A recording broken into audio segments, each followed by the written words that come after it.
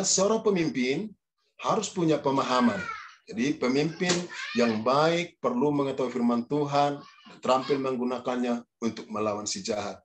Ya, Paulus kita melihat bahwa dimanapun Paulus sangat cakap. Ya, kalau kita membaca tulisan-tulisannya, baik dalam Roma, Korintus, dan Efesus, yang kitab-kitab yang ditulis oleh Paulus, dia sangat cakap sekali. Ya, di dalam 2 Korintus itu, ayat 10, pasal 10 itu bahwa memang dia betul-betul paham sekali. Jadi dia sangat mampu menggunakan senjata firman Tuhan untuk melawan semua pengaruh-pengaruh jahat, untuk melawan setiap pengaruh yang mempengaruhi jemaat yang ada di Korintus. Seorang pemimpin harus punya pemahaman Alkitab yang atau firman Tuhan.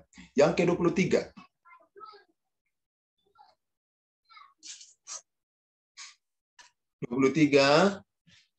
Seorang pemimpin harus memiliki disiplin diri.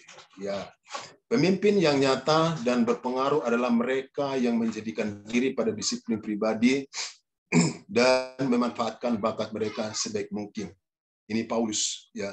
Dia menggunakan semua yang dimilikinya karena dia seorang yang cerdas, yang hebat dalam hal filsafat juga, hebat dalam pengetahuan. Dia juga berani menggunakan semuanya itu untuk menentang para ahli-ahli.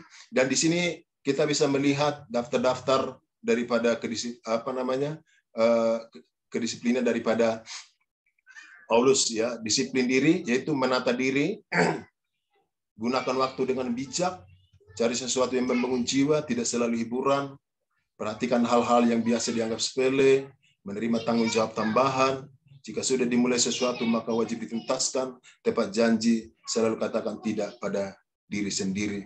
Jadi jelas bahwa disiplin diri Paulus adalah untuk menyangkal. Ya, jadi kalau saya mengatakan itu, menyangkal semua kedagingannya untuk bisa menuruti kehendak Tuhan dalam kehidupannya. Next, 24.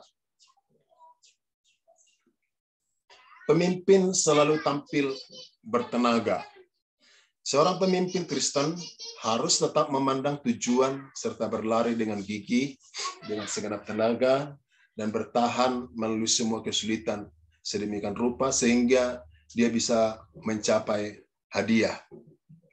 Paulus mengatakan bahwa aku sudah mencapai garis akhir. Artinya bahwa Paulus itu benar-benar menjalani kehidupan sebagai hamba Kristus itu dengan sebuah kekuatan. Kekuatan itu datang daripada Tuhan di tengah-tengah kesulitan, di tengah-tengah persoalan, di tengah-tengah tekanan, gesekan, ya, tetapi dia tetap membangun, ya, ketangguhannya bersama Kristus sehingga dia bisa mencapai hadiah.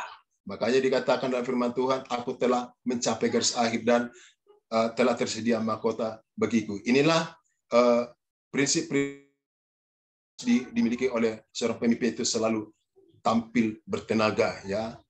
Selanjutnya next 25.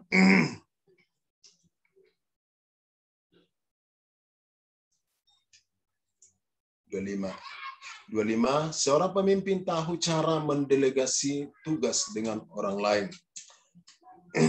Jadi pemimpin yang bijak tidak akan mencoba menangani segala sesuatu yang ada di depan matanya dengan tenaga sendiri.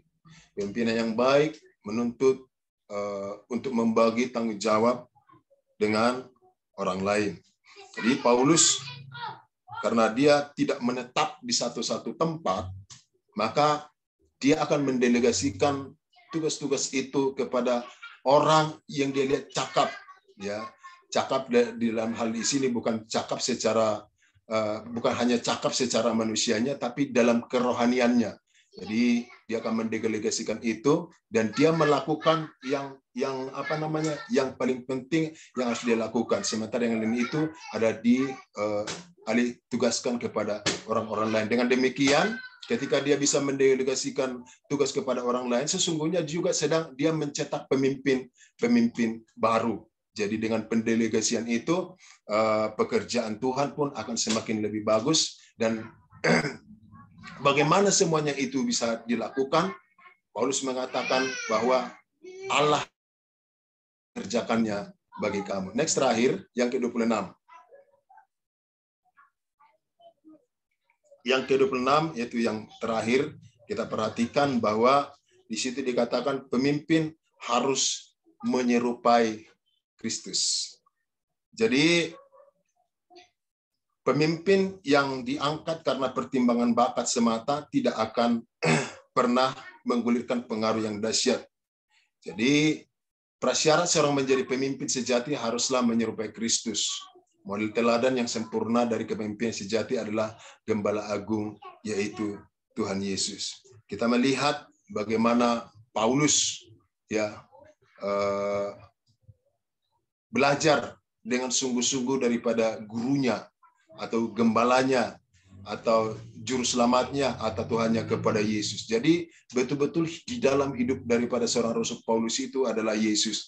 Itulah sebabnya MacArthur melihat di dalam diri Paulus itu dan membuat yang kedua, pemimpin harus menyerupai Kristus, karena memang tanda-tanda Kristus itu semua ada di dalam kehidupan seorang yang namanya Paulus.